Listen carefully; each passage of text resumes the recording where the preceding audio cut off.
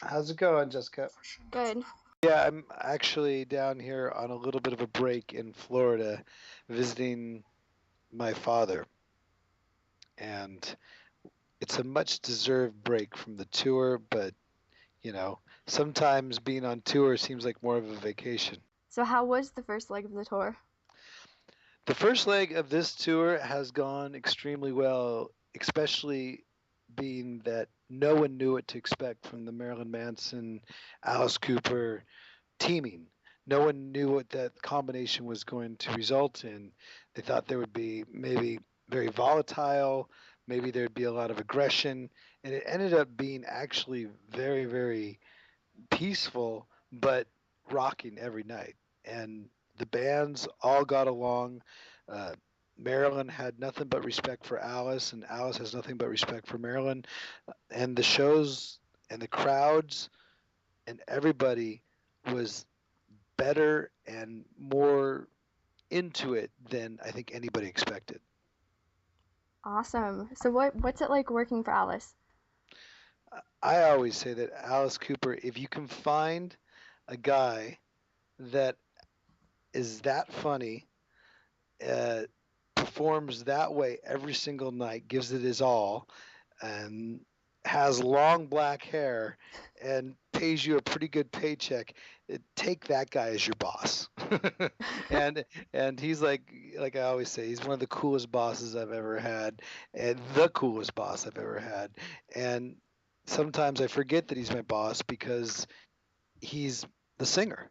He's the singer of the band, he's the leader of the band, and he's just one iconic name, and he proves it every night up on stage. The reason why he has such a legacy. So what is your favorite song to play live?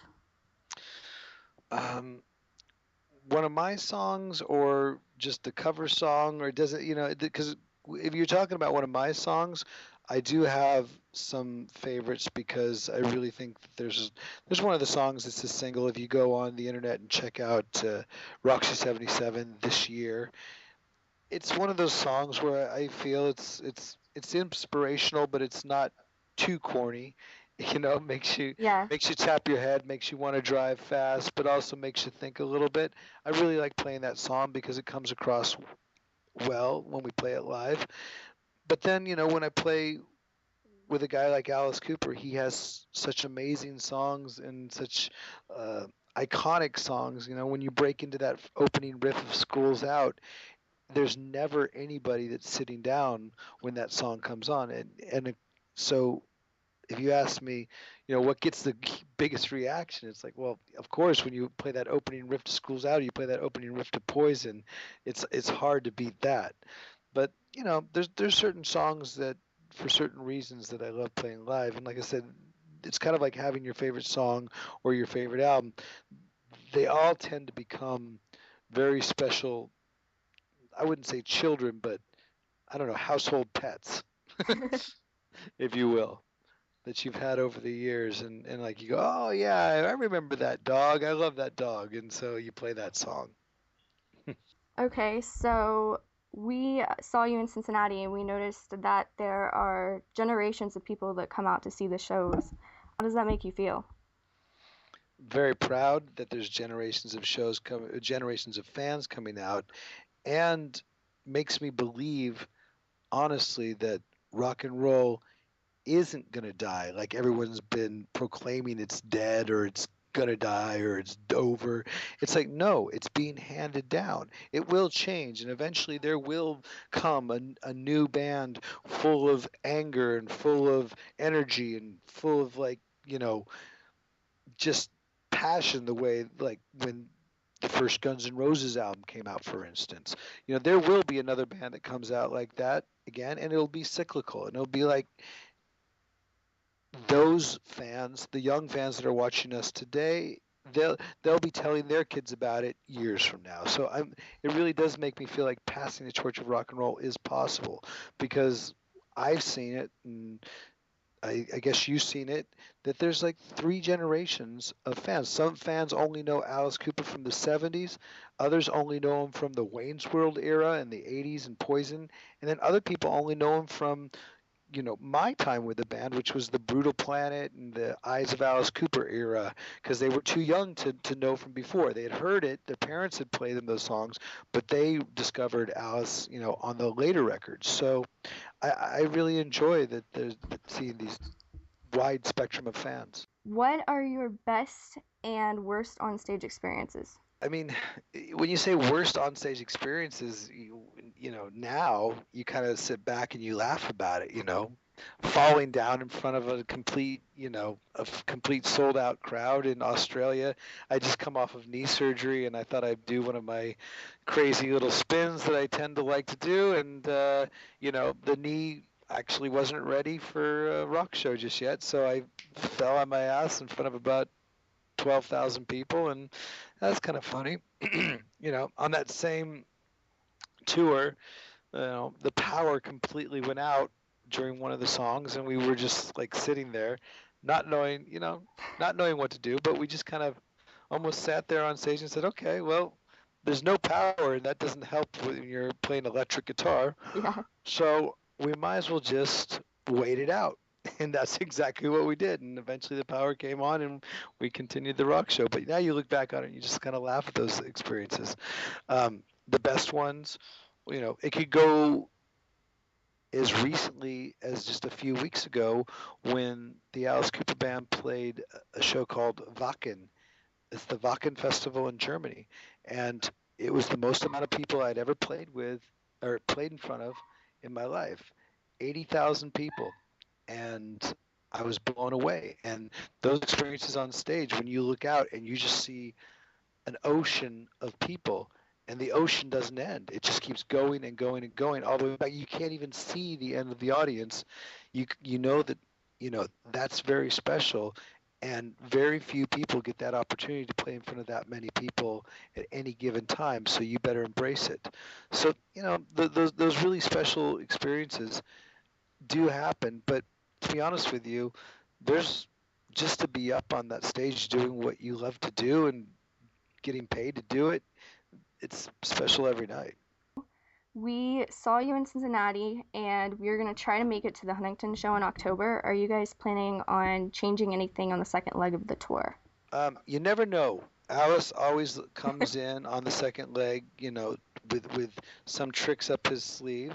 There's always some changes that happen, but at the end of the day, you'll be assured that it's going to be an entertaining show because that's what Alice Cooper demands out of the band, and that's what he demands from himself. That the audience leaves with a smile on their face and really feeling like they got they really got entertained. Because at the end of the day, Alice Cooper, he's not just a rock star; he's the entertainer. Has there been anything that he's done on stage that has surprised you now after being with him? Alice Cooper does wacky stuff on stage that not a lot of people see because he's in character.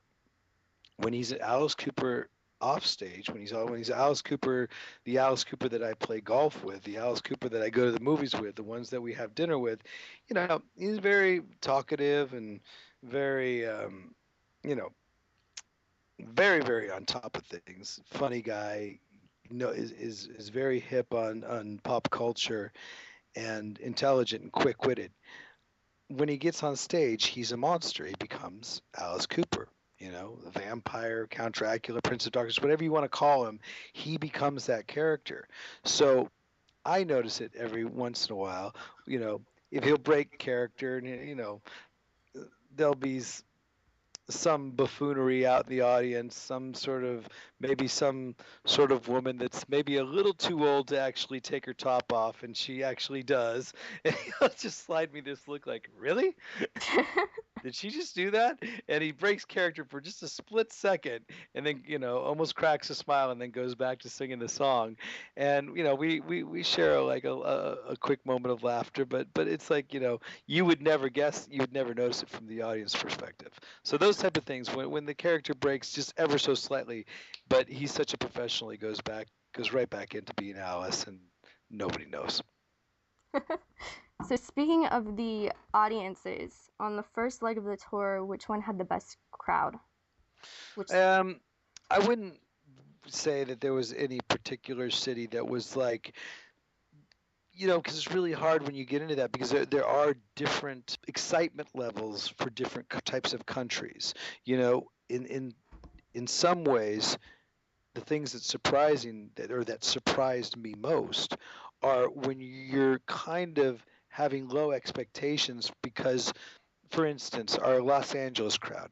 If I grew up playing in Los Angeles bands. It's usually you're playing in front of, your peers. You're playing in front of other musicians, and there's not a whole level of over the top excitement when guys that are, you know, the same level as you or having the same exact dreams of you and fighting and kicking and scratching their way up as well come to see your band. So we're kind of used to very little crowd reaction or very subdued crowd reaction from like a Los Angeles or a New York crowd. But I got to tell you, when we played both those cities, and it's been this way for the last couple tours since I've been back with Alice, I've been so blown away by the excitement and the overall rowdiness of the Los Angeles crowd and the New York crowd. We played the Gibson Amphitheater on this last tour in